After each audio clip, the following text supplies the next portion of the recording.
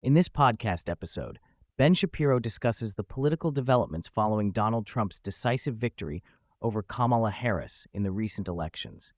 Shapiro focuses on Trump's visit to Washington, D.C., where he was warmly received by House Republicans, reflecting on his influence in retaining the House majority. During his visit, Trump attended a House GOP leadership forum where he expressed his excitement about winning and the camaraderie he felt with his fellow Republicans. Shapiro notes the stark contrast between Trump's upbeat demeanor and the apparent discomfort of President Biden during their previous encounters. He humorously suggests that Biden's happiness stems from the defeat of Kamala Harris, with whom he has a complicated relationship. The meeting between Trump and Biden was characterized as cordial, with both leaders exchanging pleasantries and discussing national security and domestic policy issues. Following the meeting, Trump announced several key cabinet appointments, including Marco Rubio as Secretary of State and Tulsi Gabbard as Director of National Intelligence, DNI. Shapiro defends Rubio's nomination, arguing that his peace through strength doctrine aligns with Trump's foreign policy approach. He elaborates on the principles of the Trump doctrine, emphasizing that American interests should come first and that military resources should be carefully calibrated to those interests. Gabbard's appointment was met with mixed reactions due to her controversial views on foreign policy, particularly regarding the Assad regime and the Russia-Ukraine conflict.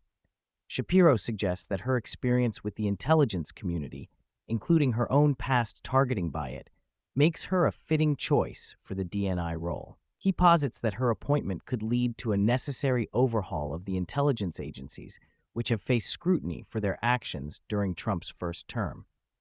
However, the most contentious nomination is that of Matt Gaetz for Attorney General. Shapiro acknowledges Gaetz's polarizing reputation and ongoing investigations into his conduct, suggesting that his confirmation process will be fraught with challenges. Despite this, he argues that Gaetz's loyalty to Trump and his vocal opposition to the Department of Justice's actions against Trump made him a strategic pick.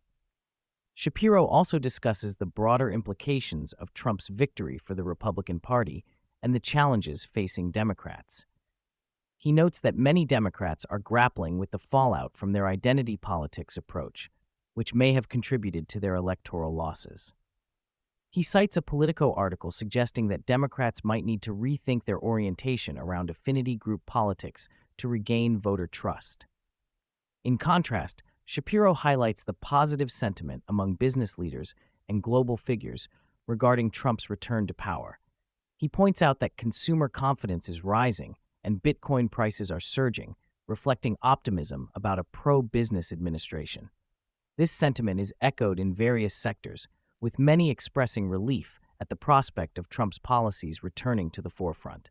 The podcast also touches on international relations, particularly regarding NATO and Turkey's role within the alliance. Shapiro criticizes Turkey's recent actions under President Erdogan, questioning the rationale behind its continued membership in NATO given its increasingly adversarial stance toward Israel and the West. He emphasizes the need for a reevaluation of NATO's structure and purpose, especially in light of the shifting geopolitical landscape. Shapiro concludes the episode by discussing the implications of Trump's cabinet picks for U.S. foreign policy, particularly in relation to China and the Middle East. He expresses confidence that Trump's nominees, including Pete Hegseth for Secretary of Defense, will prioritize military effectiveness over political correctness, a sentiment he believes is crucial for addressing the challenges posed by adversaries like China.